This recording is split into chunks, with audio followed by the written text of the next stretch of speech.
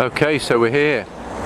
In the distance there you can see the church spire of the village of Agincourt, and we're standing here on the outskirts of the village of Agincourt. Now, in the early hours of the 25th of October 1415, the English army ranged from the edge of those trees that you can see in the middle distance across this ploughed field here towards where those trees are there, and that's probably a distance of about 400 metres, 500 metres at the most, not much more than that. And that was where the English army was lined out. There were woods either side of them which created a channel, and the French were waiting for them way down there in the far distance. You can just about see some woods at the far end of about 3 fields away. That's where the French were waiting for them. And the problem was, of course, that the French were blocking the way to Calais. So to get home, to get to safety, the English had to get through them. But the French didn't want to play. And so what the English did is, when they realised the French weren't coming to them, they picked up their stakes, and in slow time, in good order, they moved forward across this ploughed field here in front of us, all the way down here. And the next English line was more or less here, which is now marked by the road between the two villages of Agincourt and Agincourt. So we'll just walk down to where the main battle line was.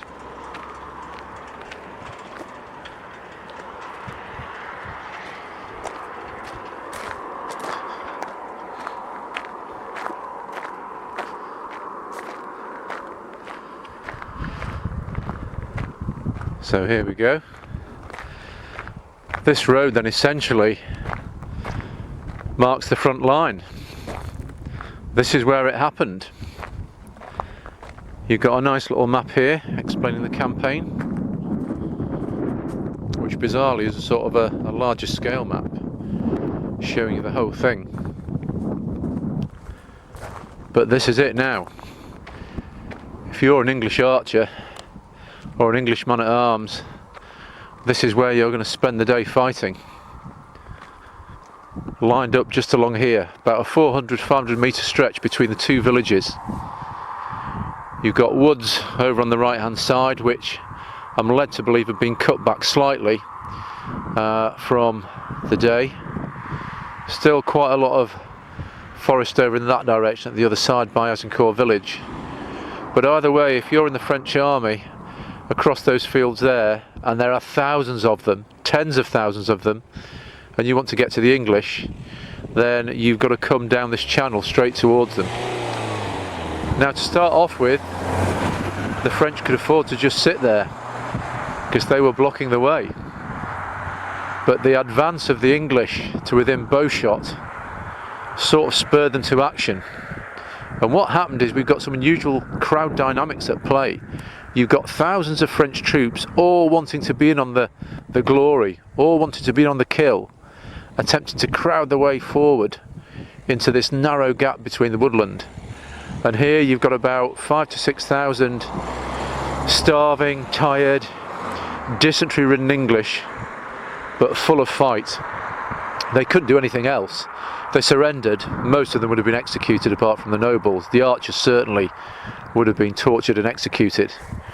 So there was no choice but to fight here, and you just had to fight like the devil. The only way home, the only way back to England, was to just stand here and get stuck in. And that's what happened. Hard to believe, but in this field in front of us, thousands of Frenchmen died. Many of them from noble families, princes and dukes of the blood. Just wiped out either by hails of arrows, or as they got up to where we are now at the edge of this field, in hand-to-hand fighting. Hard to believe, it looks so pleasant. But once again, brave men died here, thousands of them, on a very cold, wet, muddy autumn morning in 1415. Apparently, when the fighting was done, Henry V looked to his left, and Apparently there used to be some kind of chateau here, a small castle, we might suppose. And he asked what the name of it was, and they said it was called Agincourt.